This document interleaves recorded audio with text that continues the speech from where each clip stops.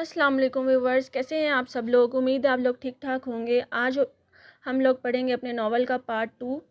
دیکھتے ہیں آج ہم اس ناول کو اپنا کمپلیٹ کر پاتے ہیں کہ نہیں۔ چلیں جی ویڈیو شروع کرتے ہیں۔ اس رات سجاول کا سارا دودیال آبی سے ملنے آیا، اس کے 3 چچا اور ایک پھپھو، ان کے بچے۔ آبی کو لگا پورا گاؤں انہی لوگوں پر مشتمل تھا، سب کے سب خوش اخلاق اور مہمان نواز۔ اتنی عزت اور پروٹوکول تو اس زندگی میں نہیں ملا تھا۔ سب نے اسے اپنے گھر آنے کی دعوت دی تھی۔ رات کے کھانے کے بعد سارے بڑے باہر صحن میں بیٹھے تھے تو سارے لڑکے اوپر چھت پر، جبکہ ساری لڑکیاں آبی کو گھیرے عقبی برآمدے میں محفل سجائے بیٹھی تھی۔ وہ فطرتاً کم گو تھی، مگر ان سب کے حسن اخلاق کے آگے مجبور ہو گئی تھی۔ اپنی لگی بندی زندگی سے ہٹ کر یہ سرگرمی اسے خوشی بھی دے رہی تھی اور حیرانی بھی۔ ادھی کیا شہر میں لوگ ساری رات جاگتے ہیں؟ سورٹھ، جو سجاول کے دوسرے چچا کی بیٹی تھی، آنکھوں میں شوق بڑے آبی سے پوچھنے لگی۔ دانی کی دیکھا دیکھی وہ سب اسے ادھی ہی کہہ رہی تھیں۔ آبی مسکرا دی۔ ان سب کو شہری زندگی کوئی سہانا خواب لگتی تھی۔ تم لوگ کتنے بجے سوتے ہو؟ اس نے کچھ سوچ کر سوال کیا۔ ہم تو آدھی عشاء پڑھ کر سو جاتے ہیں، سویرے اٹھنا ہوتا ہے، جواب ماروی نے کی طرف سے آیا، جو سجاول کی پھوپھی ذات تھی۔ وہ سب کی سب آبی سے چھوٹی یا اس کی ہم عمر ہی تھی۔ اس کے جواب پر آبی کو اس پر ترس آیا۔ پھر تو واقعی شہر میں سب پوری رات جاگتے ہیں۔ اس نے اپنے بات کا مزہ لیا۔ تو آپ لوگ سویرے نہیں اٹھتے؟ نایا نے حیران ہو کر دیکھا۔ ایسا نہیں ہے، صبح تو سب کو اٹھنا ہوتا ہے، مگر عادت ہو جاتی ہے اس روٹین کی۔ وہ خود رات دیر تک پڑھتی تھی،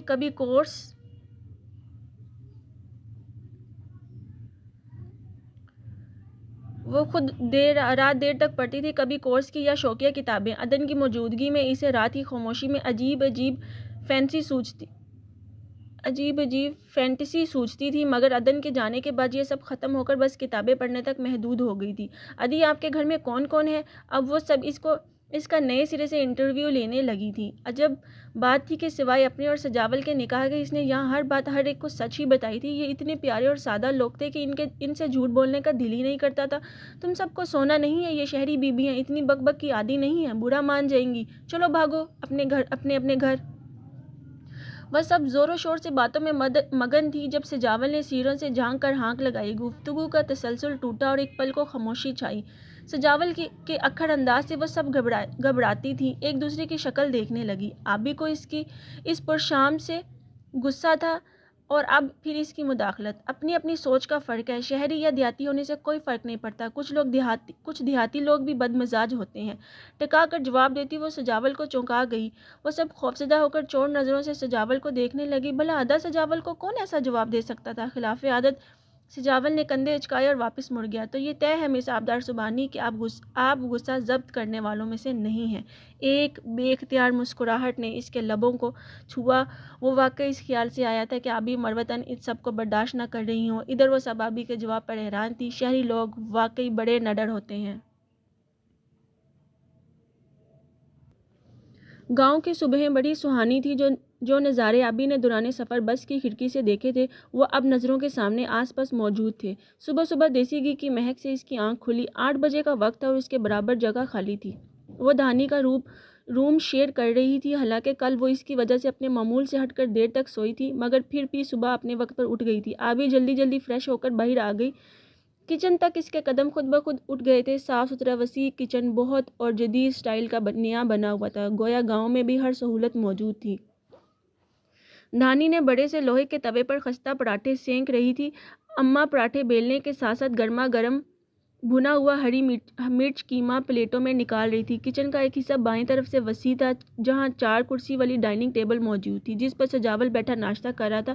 آبی کو اس کی موجودگی کا علم ہوتا تو بھول کر بھی نہ پھٹکتی، مگر اب وہ کافی زیادہ اندر آ چکی تھی۔ دھانی اور اماں کی نظر اس پر پڑ چکی تھی۔ آؤ ادھی، ناشتہ کرو۔ دھانی کی پکار پر اماں سائی نے ایک خیر مقدمی مسکراہٹ اس کی طرف اچھالی۔ نیند بھلی آئی بیٹا؟ وہ اس کے قریب آ کر پوچھنے لگی۔ ابھی اس نے مسکرا کر سر ہلا دیا۔ اماں اس کا ہاتھ پکڑ کر میز تک لے آئیں۔ سجاول ہاتھ روکے اس کی سمت متوجہ تھا۔ آبی نے ایک پل اسے دیکھ کر نگاہ جھکا لی۔ وہ صاف ستھرا شلوار قمیض پہنے کہیں جانے کو تیار تھا۔ آبی کرسی گھسیٹ کر بیٹھ گئی۔ اماں سائی نے قیمے کی پلیٹ اور گرم پراٹھے اس کے آگے رکھا۔ آبی ایک پل کو سوچ میں ڈوب گئی۔ عرصہ ہوا ایسی عیاشی ان کے نصیب سے اٹھ چکی تھی۔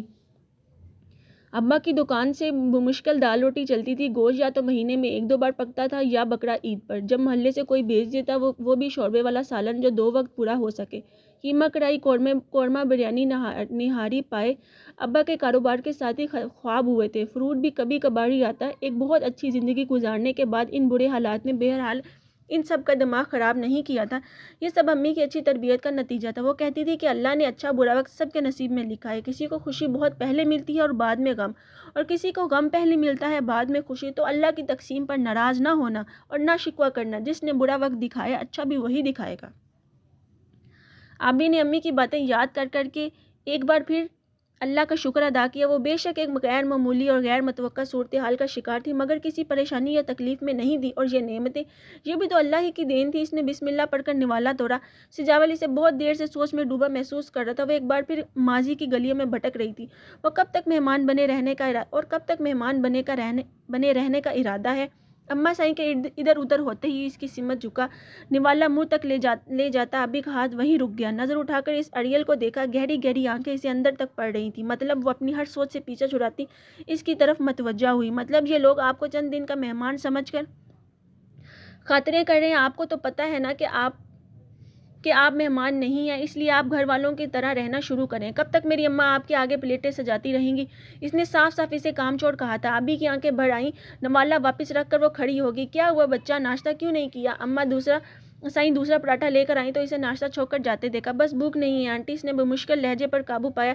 سجاول نے مسکراہٹ چھپانے کے لیے چائے کا کپ ہونٹوں سے لگا لیا۔ سجی تو بول، اسے کیا بات ہو گئی بیٹا؟ گھر یاد آ رہا ہے؟ اماں سائیں پریشان سی ہوگی۔ سجاول نے اطمینان سے کپ رکھا اور اسے بے نیازی سے دیکھا۔ کھا لیجیے ورنہ آپ کے ابا کو لگے گا ہم نے آپ کا خیال نہیں رکھا۔ ابھی کا دل کیا پلیٹ اٹھا کر اس کے سر پر دے مارے۔ خود ہی اس کا کھانا حرام کر کے اب بیبا بنا بیٹھا ہے۔ میرے چاڑنے والے بھاری پڑ گئے اجڑ کو۔ نہیں آنٹی سب ٹھیک ہے، بس بیٹھی رہتی ہوں تو زیادہ بھوک نہیں لگتی، مجھے اتنے آرام کی عادت نہیں ہے۔ وہ مسلسل خود پر قابو پانے کی کوشش کر رہی تھی جبکہ آنسو اسے رسوا کرنے کو تیار کھڑے تھے۔ کم از کم اس وقت سجاول کے سامنے وہ کمزور نہیں پڑنا چاہتی تھی۔ یہ تو کوئی بات نہ ہوئی۔ اماں سائیں خاموش ہی ہو گئی۔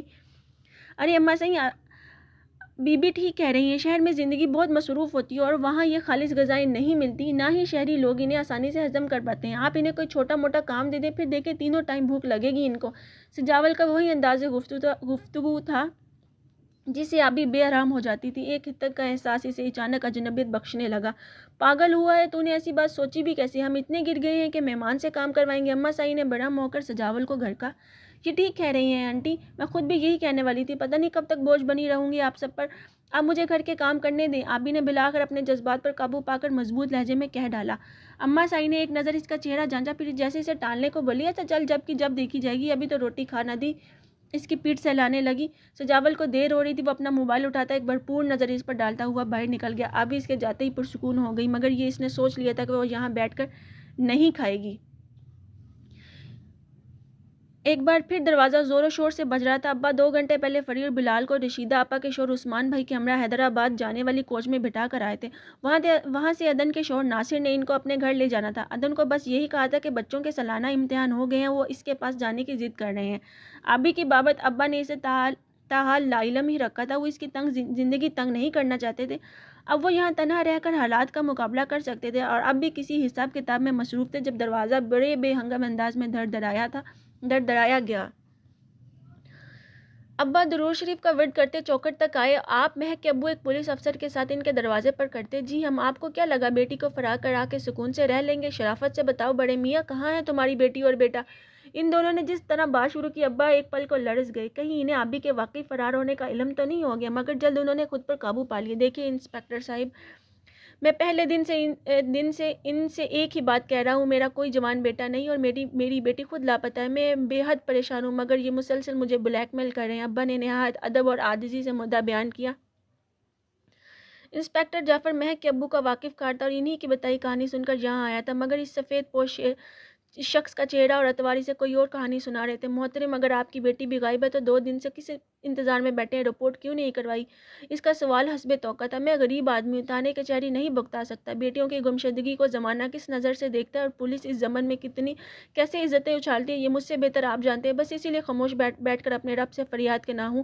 انسپکٹر جعفر کو ابا کی فصیح بیانی نے بڑا متاثر کیا۔ ان کی شخصیت خاندانی وقار کو ظاہر کرتی تھی۔ اسے ایک پل لگا ان کی بے گناہی سمجھنے میں۔ ٹھیک ہے بزرگوار، میں آپ کی بات مان لیتا ہوں، مگر انیس صاحب کا کہنا ہے کہ آخری بار ان کی بیٹی آپ کی بیٹی کے ساتھ دیکھی گئی ہے، دونوں ساتھ ایک گاڑی میں کسی لڑکے کے ساتھ فرار ہوئیں۔ اس حوالے سے ہمیں تفتیش کرنی پڑے گی اور ظاہر ہے آپ کی بیٹی کی معلومات آپ سے ہی مل سکیں گی۔ آپ کے پاس اس کی کوئی تصویر ہے تو لا دیں، میری بیٹی پردہ کرتی ہے لہٰذا تصویر کوئی نہیں اس کی، باقی جو معلومات چاہیں لے لیں، اور تسلی نہ ہو تو اس کے کالج جا کر پتہ کرا لیں۔ میں نے اپنی بیٹیوں کی تربیت میں کوئی جول نہیں چھوڑا۔ آخری جملہ ابا نے براہ راست مہک کے ابو کو دیکھتے ہوئے بولا۔ ایک پل کو ان کے چہرے کا رنگ بدل گیا۔ چلو جعفر، اب پکے ثبوت کے ساتھ ہی آئیں گے۔ وہ ایک بار پھر منہ کی کھا کر گئے تھے۔ ابا نے اطمینان سے دروازہ بند کر دیا۔ میں پوچھتی ہوں یہ کیا گورنگ دھندا ہے؟ 15 دن بعد شادی اور لڑکی غائب ہوگی۔ علی کے گھر میں پچھلے 3 دن سے یہی ماحول تھا۔ گھر میں شادی کی تیاری مکمل تھی، کارڈ بٹ رہے تھے اور یہاں دلہن غائب ہو گئی تھی۔ مہک کے ابو نے یہاں بھی سارا ملبہ آبدار اور سجاول کے سر ڈال دیا تھا، جوان جو ان کی معصوم بیٹی کو بھگا کر لے گئے تھے، مگر ہر کوئی اتنا اندھا نہیں ہوتا جتنا وہ سمجھ رہے تھے۔ علی کی امی جو مہک کی ممانی تھی، انہیں یہ بات ہضم نہیں ہو رہی تھی کہ مہک جیسی تیز لڑکی کو کوئی بھی یوں گاڑی میں بٹھا کر لے گیا۔ اس نے احتجاج تک نہ کیا۔ وہ تو اکیلی کوچ میں سوار ہو کر اپنے دودیال چلی جاتی تھی، بازاروں میں گھنٹوں گھوم لیتی تھی۔ پھر یہاں کیا ہوا تھا؟ علی تم کہو وہ دوسری لڑکی کیسی تھی؟ اب وہ پھر علی سے پوچھ گچھ کری تھی۔ علی کا اپنا دماغ سوچ سوچ کر تھک گیا تھا۔ پہلے دن کے بعد جس طرح انیس پھوپھا نے اسے تفتیش سے دور کیا تھا، یہ بات اسے بری طرح کھٹک رہی تھی۔ امی، اس نے نقاب کیا ہوا تھا اور میں نے تو اس کی آواز تک نہیں سنی۔ مہک نے ہی کہا تھا جو کچھ کہا۔ اس نے بزارے سے جواب دیا، لو سن لو، انیس صاحب تو کہہ رہے تھے کہ اس لڑکی نے کہا ہے یہ سب۔ وہ 10 بار کی بتائی ہوئی بات دوبارہ دہرا رہی تھی۔ علی کے ابو بھی سامنے خاموش بیٹھے تھے۔ انہیں رشتہ داروں سے بات چھپانے کی فکر نے ہلکان کر رکھا تھا۔ میں تو صاف کہتی ہوں میاں، بھاگ گئی ہے تمہاری دلہن۔ میں تو پہلے بھی تمہارے ابو سے کہا تھا لڑکی خوش نہیں تھی منگنی پر۔ انہوں نے کسی سے جواب نہ پا کر پھر اپنی کہی، مگر اس پر یہ بات علی کے دل کو لگ گئی۔ رہ کر اسے ہر وہ بات یاد آئی جو مہک کے اس رشتے سے لاتعلقی کو ظاہر کرتی تھی۔ وہ موبائل ہونے کے باوجود کبھی علی سے فون پر بات کرنے پر آمادہ نہیں ہوئی، نہ کبھی آؤٹنگ پر گئی، حالانکہ اکیلی وہ سارے جہان میں گھومتی تھی۔ اس کی آمد پر ہمیشہ اس کی بہن فضا مہک کی غیر موجودگی کا بہانہ بنا کر اسے تڑکا دیتی تھی۔ اس نے ہمیشہ ان باتوں کو اس کی فطری جھجک اور شرم پر محمول کیا اور کچھ محسوس نہ کیا، مگر آج احساس ہو رہا تھا کہ یہ شرم نہیں، لاتعلقی تھی۔ اس کی سوچ کا دھارا تبدیل ہو کر مہک کو ہی قصوروار ٹھہرا رہا تھا۔ اس دن فجر کے بعد اس کی آنکھ نہیں لگی۔ وہ آہستہ آہستہ اس گھر کے مکینوں کی روٹین کے مطابق ڈھلتی جا رہی تھی۔ دانی فجر پڑھ کر حسب معمول صحن میں نکل آئی۔ آبدار بھی اس کی تقلید میں وہیں نکل آئی۔ کیا کر رہی ہو دانی؟ اس نے صحن میں بچھے تخت پر ٹکتے ہوئے پوچھا۔ ادھی پودوں کو پانی دوں گی، پھر ادا سانول اور بابا سائیں زمینوں پر جانے کے لیے تیار ہو جائیں گے تو ان کا ناشتہ بناؤں گی۔ وہ مگن سی کہنے لگی۔ ابھی کو اس معصوم لڑکی سے انسیت ہوتی جا رہی تھی۔ اچھا لاؤ پانی میں ڈال دوں گی، تم ادا ساول کا ناشتہ بنا دو۔ اس نے سہولت سے کہتے ہوئے پائپ دھانی سے لے لیا۔ نہ ادھی، اماں ناراض ہوں گی۔ وہ ہچکچائی۔ ارے ادھی ہوں نا تو میں میری بات نہیں مانو گی؟ جاؤ شاباش، اماں سائیں کو میں بتا دوں گی اب، ٹھیک ہے؟ اس نے پیار سے اس کے گال کو چھوا تو دانی کچھ گھبراتی کچھ شرماتی چلی گئی۔ آبی نے مطمئن سا ہو کر خوب سیر ہو کر پودوں کو پانی دیا، خود بھی کچن میں چلی آئی۔ دانی حسب معمول پراٹھوں کی تہہ لگا رہی تھی۔ ایک طرف رات کا سالن گرم ہو رہا تھا، آبدار نے بن کہے پراٹھے بیلنے شروع کر دیے۔ ادھی بس چپ، مل کر کریں گے، جلدی ہو جائے گا، پھر تم مجھے اپنا گاؤں دکھانا۔ اس نے دھانی کی ایک نہ سنی، اسے باتوں میں لگا کر کام شروع کر دیا۔ جب تک اماں سائیں اپنے وظائف سے فارغ ہو کر آئیں، وہ دونوں پورے گھر کا ناشتہ بنا کر فارغ ہو چکی تھی، بلکہ آبدار اپنا اور دھانی کا ناشتہ ٹیبل پر لگا رہی تھی۔ آج جلدی اٹھ گئی بیٹا، وہ اسے دیکھ کر خوش ہوئی۔ اماں سائیں، ادھی نے آج سارا کام میرے ساتھ کرایا، میں نے بہت منع بھی کیا۔ دھانی نے فوراً وضاحت دی۔ اماں سائیں، اب آپ اسے مت ڈانٹیے گا، میرا اپنا دل تھا، تھک گئی بیٹھے بیٹھے، وہاں اپنا پورا گھر سنبھالتی تھی، اس نے بے تکلفی سے کہہ دیا۔ اماں سائیں پہلے اس کے اماں کہنے پر چونکی، پھر مسکرا دی۔ یہ بھی تمہارا اپنا گھر ہے بچے، بالکل آرام سے رہو۔ تم نے اپنا سمجھ کر دھانی کا ہاتھ بٹایا، مجھے خوشی ہوئی۔ انہوں نے بڑھ کر اس کے سر پر ہاتھ رکھا۔ تم نے مجھے اماں سائیں کہا، مجھے اچھا لگا۔ آپ بھی مجھے ابھی کہیں، مجھے اپناپن لگے گا۔ اس نے ان کے ہاتھ تھام کر دباؤ ڈالا۔ اماں سائیں نہال ہوگی۔ جب ہی بابا سائیں کی پکار پر وہ تینوں کام پر لگ گئی۔ اگلے دن اتوار تھا، یوں تو یہاں کوئی بھی نوکری پیشہ نہ تھا، مگر سوائے اتفاق آج سانول اور سجاول دونوں گھر پر تھے۔ بابا سائیں نے فجر کے بعد ہی کہہ دیا تھا کہ آج ابھی کو گاؤں گھمانے لے جانا ہے۔ ابھی سے زیادہ دھانی پر جوش تھی، اس نے آن کی آن میں سب کو خبر کر دی۔ جب تک وہ دونوں سانول اور سجاول کے ساتھ باہر نکل کے کھیتوں کی طرف پہنچی، پورا قافلہ ان کے ہمراہ ہو گیا تھا۔ لڑکیوں کی دبی دبی ہنسی سن کر سجاول پیچھے مڑا تو اس کی ساری کزن کا ٹولہ دھانی اور آبدار کے ساتھ تھا۔ تم لوگوں کو چین نہیں، اس نے سر ہلا کر رخ پھیرا۔ ادا آج تو نہ ڈانٹیں، ادی کیا سوچیں گی، ماروی دبے دبے لہجے میں منمنائی۔ تم اور تمہاری ریڈی میڈ ادی۔ سجاول نے جان بوجھ کر بآواز بلند ہانک لگائی۔ ابھی کے پیر کے آگے چھوٹا پتھر سے پنجے سے آگے ہٹ گیا تو سیدھا اس کے آگے چلتے سجاول کی ایڑی پر لگا۔ اس کی شلوار اونچی تھی، پتھر سیدھا کھال پر ضرب لگاتا سائیڈ ہو گیا۔ وہ بے ارادہ رکا تو پیچھے اسے اپنی دھن میں آتی آبی سے زور سے ٹکرائی۔ اس کے 14 طبق روشن ہو گئے۔ وہ سب کے سب آگے پیچھے ٹکراتے رک گئے۔ سجی خیر تو ہے؟ سانول سب سے آگے تھا۔ ہاں، ایسا لگا کسی نے موقع دیکھ کر وار کیا ہے۔ اس نے یہاں وہاں نظر دراتے آخری الفاظ آبی کو دیکھتے ہوئے ادا کیے۔ کیا کہیں چوٹ لگ گئی ادا؟ وہ سب پریشان ہوگی۔ سجاول نے نظر پھیر کر اس کا سرخ آنچل سے ڈھکا سر دیکھا، پھر نگاہ پھیر کر آگے چلنے لگا۔ چوٹ لگے میرے دشمنوں کو، وہ مزے سے کہتا وہ ان سب سے پہلے باغ میں پہنچ گیا تھا۔ سارے باغ میں کیلے اور امرود کی ملی جلی مہک پھیلی ہوئی تھی۔ ایک جگہ چارپائیاں بچھی تھی جس کے پاس ٹھنڈے پانی کا کولر رکھا تھا۔ وہ ساری لڑکیاں یہاں وہاں گھومنے لگی۔ سامل مالی کو دیکھنے اس کے جھونپڑے کی طرف نکل گیا۔ آبی ایک طرف کھڑی دور تک پھیلے باغ کا نظارہ کرنے لگی۔ سجاول چارپائی پر بیٹھ کر کولر سے پانی نکالنے لگا۔ امرود کھائیں گی؟ سندھ کے امرودوں کا ذائقہ ہی الگ ہوتا ہے، یاد کریں گی واپس جا کر؟ آخری جملہ جوش میں اس کے منہ سے نکل گیا۔ آبی جو اس کی پہلی بات پر سر اٹھا کر امرود کے درخت کو دیکھنے لگی تھی، آخری بات پر خالی نظروں سے اسے دیکھنے لگی۔ سجاول کو بھی لمحے میں احساس ہو چکا تھا اپنی بات کا۔ ایک پل خود کو تکتی آبدار کو دیکھنے کے بعد وہ نظر پھیر کر اٹھ کھڑا ہو گیا۔ اللہ دیتا پھل اتارو آ کر، شہر سے مہمان آئے ہیں۔ وہ خاموش کھڑی آبدار کو چھوڑتا دوسری طرف نکل گیا۔ اور میں کیوں اس طرح سوچ رہی ہوں؟ ظاہر ہے ایک دن مجھے واپس چلے جانا ہے۔ کیا سوچ رہا ہوگا کہ وہ میں یہاں ہمیشہ رہنے کا خواب دیکھنے لگی ہوں؟ ابھی خود کو گھڑکتی اس کیفیت پر حیران ہوتی آگے بڑھ گئی، مگر یہ سچ تھا۔ ایک معلوم اداسی نے اس کے دل کا ایک حصہ ویران کر دیا تھا۔ باغ میں بیٹھ کر سب لڑکیوں کے ساتھ مسالہ لگے امرود کھاتے ہوئے کچھ دیر کے لیے اپنی سابقہ کیفیت سے آزاد ہو گئی تھی۔ دھوپ ہلکی تھی اور گرمی بھی نسبتاً کم تھی۔ وہ سب دوبارہ چل پڑی۔ اس بار ان کی منزل سجاول کے چچا الہی بخش کی زمینیں تھیں، جن کا راستہ کھیتوں کی طرف سے ہو کر جاتا تھا۔ کھیتوں سے ذرا پڑے ایک چوڑی ندی تھی جو رفتار سے بہہ رہی تھی۔ ندی کے کنارے پہنچ کر سانول اور ساری لڑکیاں ایک ہی جست میں آگے پیچھے ندی پھیلانگ گئی۔ ان میں سے کسی نے نہیں سوچا کہ آبی کے لیے چھلانگ لگانا کتنا مشکل ہوگا۔ وہ سب آگے بڑھ گئی تھی اور پوری طرح باتوں میں مگن تھی۔ آبی کنارے کھڑی چشو پنج کا شکار تھی۔ سجاول پیچھے سے کسی سے فون پر بات کرتا ہوا آ رہا تھا۔ اسے کھڑا دیکھ کر معاملہ سمجھ گیا، خود ندی پھلانگ کر اس کی طرف ہاتھ بڑھایا، مگر آبی کو یہ اتنی سی ندی دریا جیسی لگ رہی تھی۔ وہ ہنوز منہ بسورے کھڑی تھی۔ سجاول نے گہری سانس بھری اور ندی کے بیچ اتر آیا۔ میرا کندھا پکڑیں اور دوسری طرف پاؤں رکھیں، میں گر جاؤں گی۔ اس کا خوف اس کے چہرے کے ساتھ ساتھ اس کی زبان تک بھی آ گیا۔ میں کیوں کھڑا ہوں یہاں؟ آ جائیں شابت، ہمت کریں۔ آبی نے ہاتھ بڑھا کر اس کے کندھے پر رکھ کر دباؤ ڈالا۔ اپنا پچھلا پیر اٹھائیں اور آگے بڑھیں۔ اس کا لمس محسوس کرتے ہی سجاول کی نظر اس کے چہرے سے ہٹ گئی تھی۔ آبی نے جیسے ہی پیر آگے بڑھائے اس کا خوف دگنا ہو گیا۔ وہ توازن کھو بیٹھی۔ سجاول چوکنا تھا، سرعت سے اسے باہوں میں بھر کر سنبھال لیا۔ آبدار نے لاشعوری طور پر دونوں ہاتھ مضبوطی سے اس کے گردن کے گرد حمائل کر دیے۔ سجاول نے مضبوطی سے اسے سمیٹا ہوا تھا۔ قربت کا ایک لمحہ دونوں کی دھڑکنوں کا انداز بدل گیا۔ سجاول نے بہت مشکل سے اس کی آنکھوں سے پیچھا چھڑایا، اسے ندی پار کرا دی۔ جہاں تک سنبھال سکتا تھا سنبھال لیا۔ آگے اپنے قدم جمانا سیکھے۔ نظریں جھکا کر اپنے کپڑے نچوڑتا ہوا وہ پھر وہی مغرور بے نیاز سا سجاول بن چکا تھا۔ اب تک اپنی دھڑکنوں پر قابو نہیں پا سکی تھی۔ اس پر اس کے الفاظ، وہ خود کو رونے سے روک نہیں پائی۔ وہ بنا جواب دیے آگے چل پڑی۔ وہ سب فاصلے پر رکے ان دونوں کا انتظار کر رہے تھے۔ ادی کیا ہوا؟ آپ کے کپڑے کیسے بھیگے؟ تم لوگوں کو ہوش نہیں تھا یہ کیسے ندی پار کریں گی؟ پاؤں پھسل گیا ان کا ندی میں۔ سجاول نے بہت درست لہجے میں ان سب کو لتاڑا۔ ادی معاف کرنا، ہمیں دھیان نہیں رہا۔ آؤ ادی میں آپ کو دوسرے کپڑے نکال دوں۔ سوٹھ نے فوراً آگے بڑھ کر ان سے معذرت کی۔ آج کی میزبان وہی تھی۔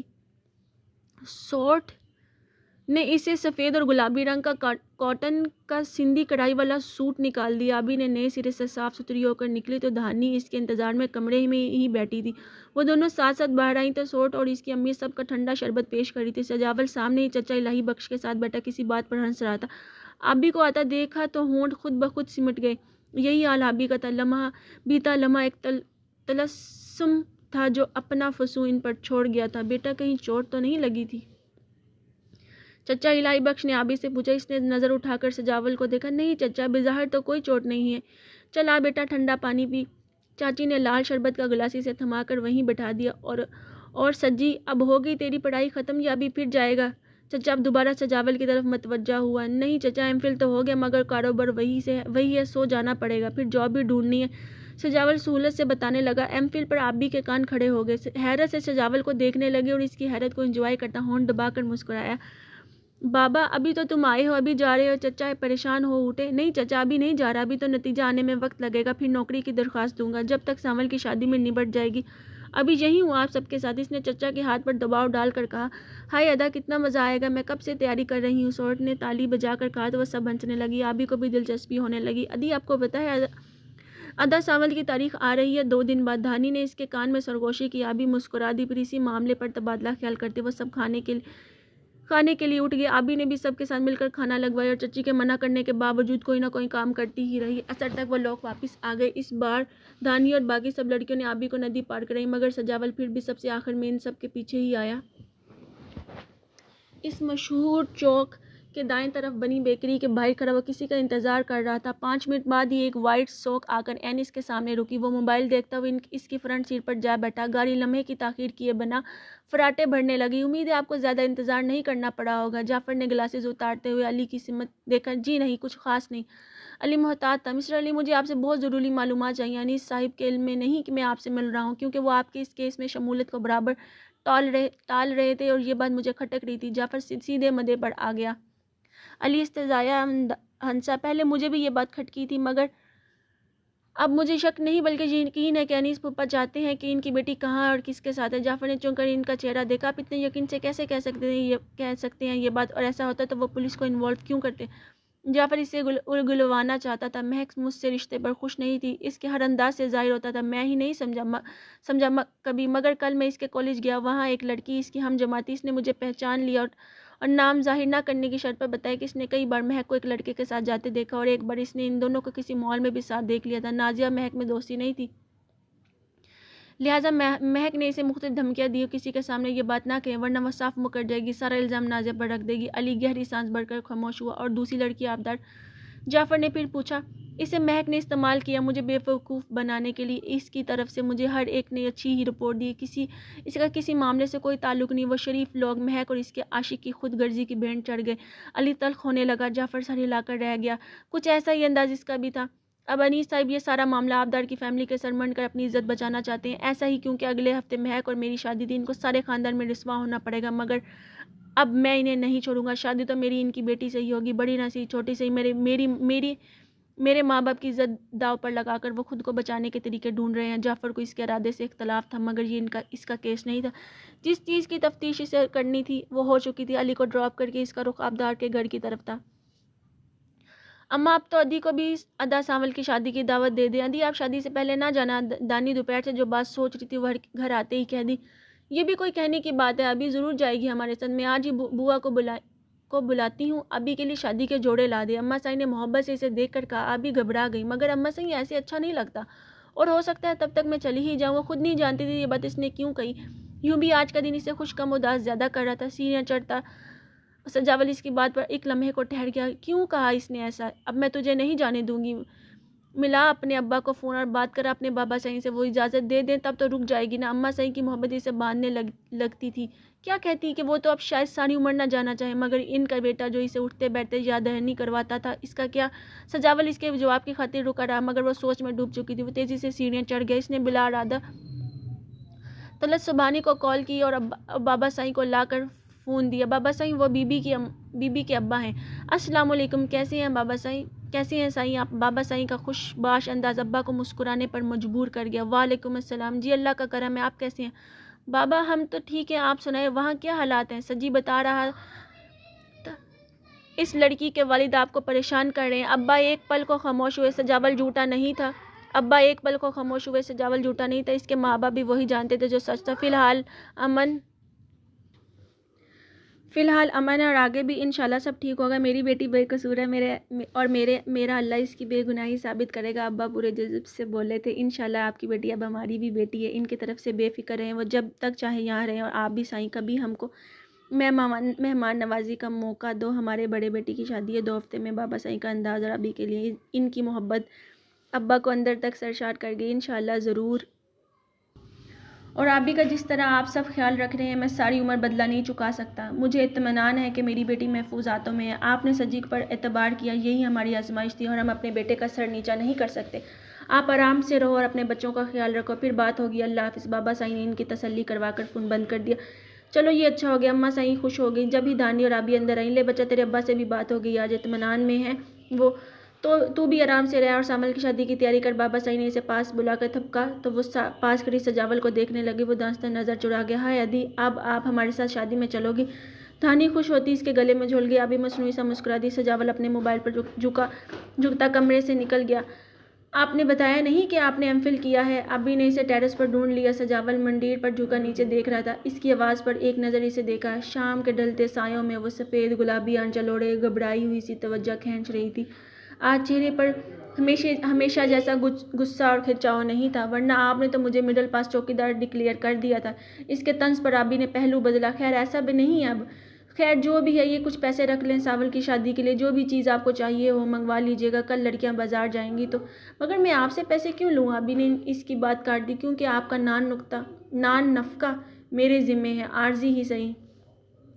آخری جملہ جو زیر لب کہا، مگر آبی سن چکی تھی۔ اپنی بدلتی کیفیت پر خود کو ضبط کرتی واپس پلٹنے لگی۔ مس آبدار سبحانی، یہ پیسے لیتی جائیے، اطمینان رکھیے، یہ میرے حق حلال کی کمائی ہے اور آپ کے لیے بالکل جائز ہے۔ آبدار اسے کوئی جواب دینا چاہتی تھی، مگر اس نے اتنا موقع ہی نہیں دیا۔ اگلے لمحے اس کی ہتھیلی پکڑ کر نوٹ دباتا وہ اپنے کمرے میں بند ہو گیا۔ ابھی اس ہوا کے جھونکے سے الجھتی رہ گئی وہ۔ دو آنسو بہت شدت سے اس کی آنکھوں سے بہے تھے۔ کیوں؟ ایسا نہیں ہونا چاہیے تھا۔ پشت پر دروازہ بند کر کے وہ بیڈ پر ڈہ گیا۔ دو نرم شاخ جیسی بائیں آپ اس کی گردن میں حمائل ہو گئیں۔ دوپہر سے بھاگ رہا تھا وہ اس سے، اور پھر چلی آئی تھی اسے آزمانے۔ میں خانی نہیں ہوں۔ اس کے ابا نے مجھے اس کا محافظ بنا کر بھیجا ہے، میں اسے سوچ بھی نہیں سکتا۔ مگر پھر کیوں میرا دل اس کی آہٹوں پر بندھنے لگا ہے؟ وہ کیوں میرے حواسوں پر چھانے لگی ہے؟ ایسا نہیں ہونا چاہیے تھا۔ وہ دونوں ہاتھوں سے بال جکڑے بے بس سا ہو گیا تھا۔ خود کو بڑے دھڑلے سے اسے نظر بھر کر دیکھ لینے کی اتھارٹی دینے والا سجاول بخت آج اسے ایک نظر دیکھنے سے ڈرنے لگا تھا۔ یہ کب ہوا تھا؟ کیوں ہوا تھا؟ اسے خبر نہیں ہو سکی تھی۔ اس کے اندر کا دیہاتی مرد اس شہری لڑکی پر اپنا جائز حق بھی جتانے سے ڈرتا تھا۔ بات صرف اس کے ابا کے اعتماد کی نہیں تھی، بات آبدار کے دل کا حال جاننے کی بھی تھی۔ وہ اب تک اندازہ نہیں لگا پایا تھا کہ وہ اس کے بارے میں کس انداز سے سوچتی تھی۔ وہ بارہ اسے جان بوجھ کر اس رشتے کے عارضی ہونے کا احساس دلاتا تھا تاکہ جان سکے اس رشتے میں اس کے احساسات کس حد تک شامل ہوئے ہیں۔ وہ اس سے بے نیازی نہ برتتا تو کیا کرتا؟ وہ اسے اپنے رنگ میں رنگتی اچھی لگنے لگی تھی۔ گاؤں کی الڑ مٹیاروں کی طرح سر پر جمے آنچل کا کونا ہتھیلی میں دبائے ہوئے اسے اسی ماحول کا حصہ لگتی۔ اس کا دل بغاوت پر اتر آتا۔ وہ اب تک خود کو بتا نہیں پایا تھا کہ در حقیقت اسے آبی سے محبت کب ہوئی تھی، جب پہلی بار اس کے سرکتے آنچل سے اس کے رخ کا دیدار کیا تھا، یا پھر جب وہ پہلی صبح کی پہلی کرن جیسی اجلی اس کے پہلو میں بیٹھی تھی، یا آج جب وہ اس کے گلے میں بائیں ڈالے اس کے سہارے خود کو محفوظ سمجھ رہی تھی۔ اس کے دل میں سلگتی اس میٹھی میٹھی کسک کو آج اس کے قریب اس کے قرب نے دہکا کر بھڑکتے الاؤ میں تبدیل کر دیا تھا۔ جب ہی اس کے جانے کی بات سن کر اس نے بے ارادہ اس کے ابا کا نمبر ملا دیا تھا تاکہ بابا سائی کے ذریعے سے کچھ اور وقت اپنے پاس روک لے۔ اس کا دل بجھ گیا تھا اس کی جدائی کا سوچ کر، مگر وہ اس تھوڑے سے وقت کو بھرپور جینا چاہتا تھا۔ آگے قسمت میں جو لکھا ہو وہ اس کا نصیب تھا۔ سجی، کیا تو اندر ہے؟ نیچے آجا، بابا سائی بلا رہے ہیں۔ ساول کی آواز اور دروازے پر دستک سے اس کی سوچوں کا سلسلہ ٹوٹا۔ وہ چہرے پر ہاتھ پھیر کر ہر تاثر کو زائل کرتا اٹھ گیا۔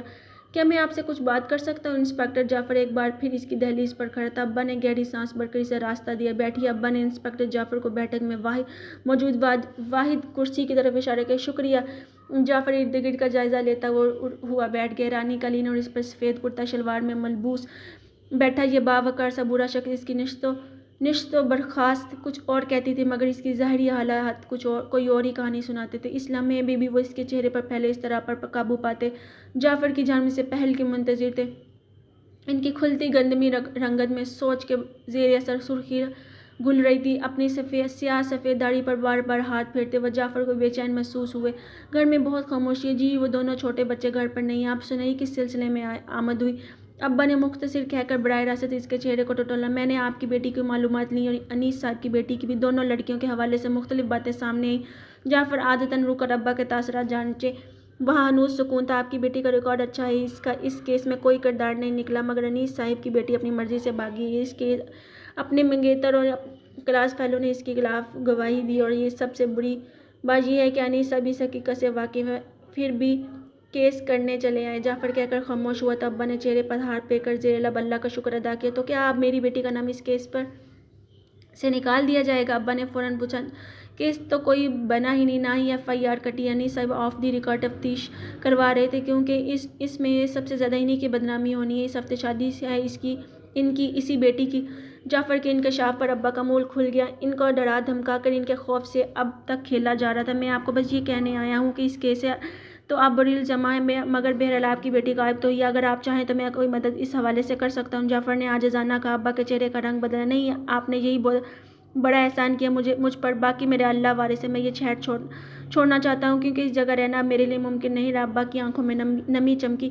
مجھے اجازت دیجیے، معذرت، جو بھی تکلیف آپ کو ہوئی، میری دعا آپ کی بیٹی جلد واپس آ جائے۔ ہم کوشش کریں گے انیس صاحب کی بیٹی کا کوئی سراغ ملے تو اس کے ذریعے آپ کی بیٹی تک پہنچ سکے۔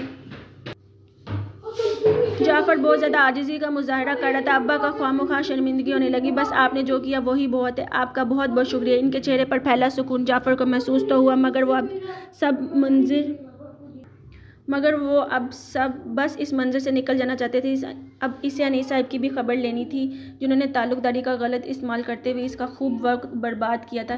اس کے چوکھٹ عبور کرتے ہی ابا نے دروازہ بند کیا، وہیں ٹیک لگا کر کھڑے ہو گئے۔ ان کی نظر اور ہاتھ آسمان کی طرف بلند تھے اور دل سجدہ ریز۔ چلیں گائز، ویڈیو کو یہیں پہ اینڈ کرتے ہیں۔ نیکسٹ پارٹ ہم نیکسٹ ویڈیو میں پڑھیں گے۔ اگر آپ کو ویڈیو اچھی لگی ہو تو پلیز ویڈیو کو لائک کیجیے گا، میرے چینل کو سبسکرائب کیجیے گا۔ اگر آپ کو کوئی بھی ناول چاہیے اس کے بارے میں کمنٹ کیجیے گا۔ آپ کو ویڈیو کیسی لگی کمنٹ میں ضرور بتائیے گا۔ چلیے جی، اللہ حافظ۔